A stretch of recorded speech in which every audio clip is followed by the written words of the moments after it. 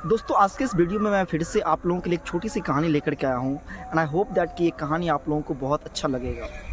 There was a bus conductor, एक bus conductor था और वो आप लोग समझते हैं कि बस कंडक्टर का काम क्या होता है। What is the job of bus conductor, यानी कि एक बस कंडक्टर का काम होता है टिकट सेल करना और पैसेंजर से किराया लेना।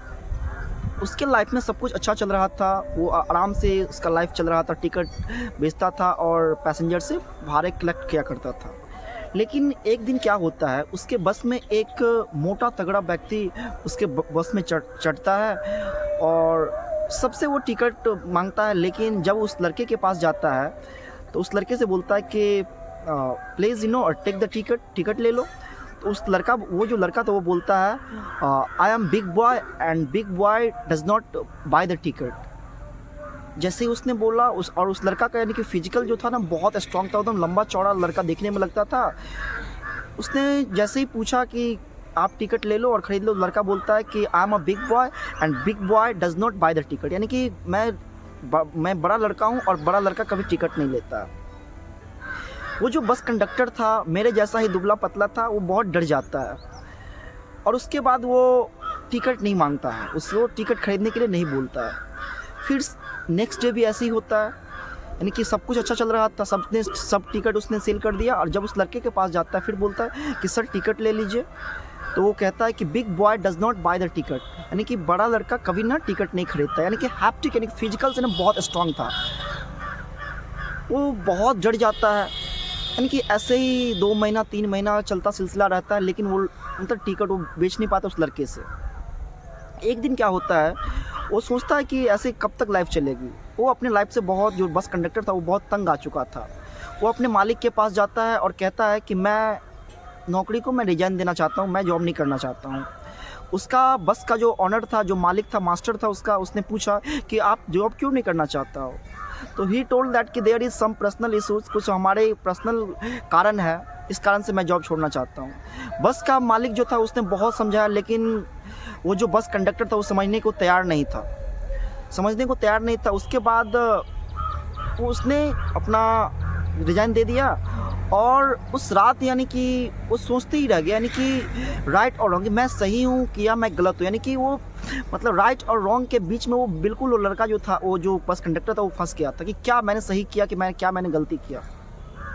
पूरी रात उसे नींद नहीं आई। नेक्स्ट सुबह जो हुई तो एक दूसरा बस कंडक्टर ने उस बस को ज्वाइन किया। तो वो जो आदमी था, बस कंडक्टर जो था, वो भी उस बस पे चढ़ा और इन द सेम वे वो जो आदमी था, जो बिग बॉय था, जो शरीर से बहुत स्ट्रांग था, वो भी बस में चढ़ा। जब उसके पास वो न्यू वाला कंडक्टर जब उसके पास गया टिकट मांगने के लिए, वो उसने कहा कि प्लीज़ बाय द टिकट। तो big boy said the same things, okay, big boy does not bye the ticket, यानी कि बड़ा व्यक्ति ना, बड़ा लड़का कभी टिकट नहीं खरीदता है। Then he asked that why don't you buy the ticket, तुम क्यों नहीं खरीदना चाहते, why don't you want to buy the ticket, तुम क्यों नहीं लेना चाहते हो। उसने कहा कि मेरे पास महीने की पास बना हुआ है, मैं टिकट कभी नहीं खरीदता हूँ। अगर मैं डेली टिकट खरीदूंगा ये मेरी मान प्रतिष्ठा पे पड़ेगी, मैं इसलिए टिकट नहीं लेता हूँ। जैसे ही इस बात को उसने सुना, जो पुराना वाला बस कंडक्टर था, कि इसके पास तो महीने वाली पास है, इसलिए ये टिकट नहीं खरीदता है।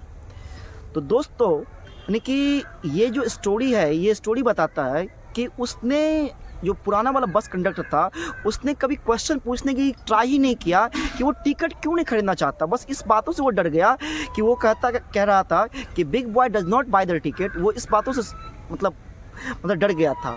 उसे क्वेश्चन पूछना चाहिए, क्योंकि इंडिया एक डेमोक्रेसी कंट्री है, यहाँ पे सभी को बोलने की आज़ादी है, सभी को क्वेश्चन करने की आज़ादी है।